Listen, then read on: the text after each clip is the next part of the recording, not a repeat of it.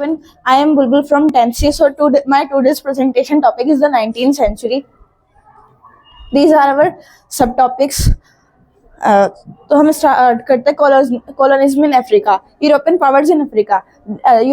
European power जो थी, जैसे फ्रांस, बेल्जियम, जर्मनी और ब्रिटेन, उन्होंने जो अपना एम्पायर था वो एक्सपेंड किया था अफ्रीका में। और जो अफ्रीकन पावर थी वो काफ़ी उनकी जो लेबर्स थी वो काफ़ी चीप थी, और जो उनकी लैंड थी वो काफ़ी रिच इन लैंड थी और मिनरल्स थे। और बर्लिन कॉन्फ्रेंस इन 1885, जो यूरोपियन पावर थी वो बर्लिन की कॉन्फ्रेंस में मिली थी, जहाँ पर उन्होंने बिना उनकी कंसल्ट किए उन्हें बांट दिया था, जिससे जो अफ्रीका में था काफ़ी ज़्यादा स्क्रैम्बल हुआ था।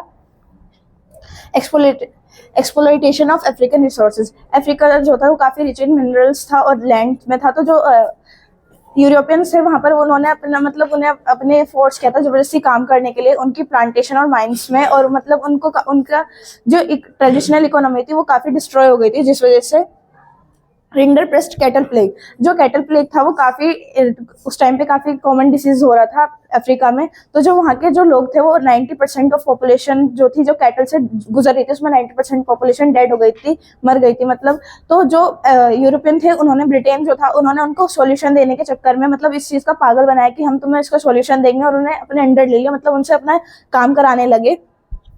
अपने प्लांटेशन में उन्हें यूरोपियन कॉलोनीज में भेज दिया गया, जहाँ पर उन्होंने उनसे काम कराया अपनी प्लांटेशन में और माइंस में।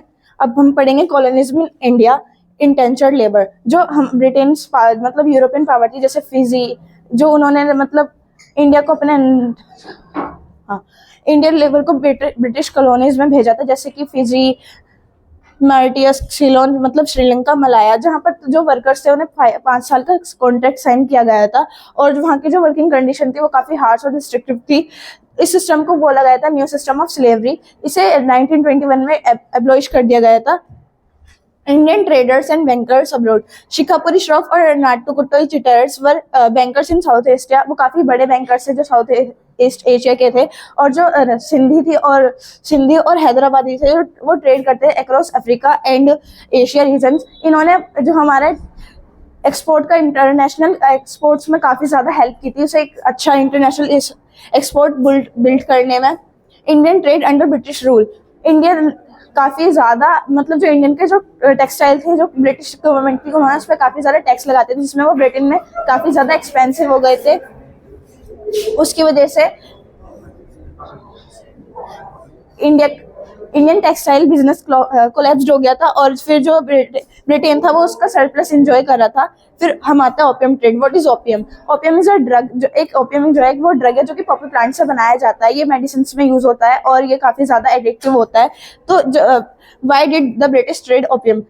ब्रिटिश जो थे वो इंडिया में ओपियम को उगाते थे और चाइना में एक्सपोर्ट करते थे, क्योंकि जो चाइना था वो ब्रिटिश गुड नहीं ले रहा था, तो वो उनके ओपियम खरीदे हुए पैसों से उन्हीं से ही उनका सामान लेते थे, उनके गुड्स खरीदते थे, जैसे टी, सिल्क। और जो ब्रिटिश को जब उनके गुड्स खरीदने होते थे तो उन्हें उसके बदले उन्हें सिल्वर पे करना पड़ता था, तो वो उन्हें काफी ज्यादा एक्सपेंसिव पड़ रहा था। तो वो इंडिया में ओपियम उगाते थे और उसको जाके चाइना को बेचते थे, और उनके दिए हुए पैसों के बदले वो सिल्क और टी खरीदते थे। कंक्लूजन, तो इसमें कंक्लूजन ये होता है कि जो कॉलोनिज्म था उसने इंडिया और अफ्रीका दोनों को काफी ज्यादा इफेक्ट किया था, जिससे दोनों की इकोनॉमिक कंडीशन थोड़ी वीक हो गई थी, और वहाँ के जो लेबर्स थे उन्हें भी काफी ज्यादा प्रॉब्लम फेस करनी पड़ी थी।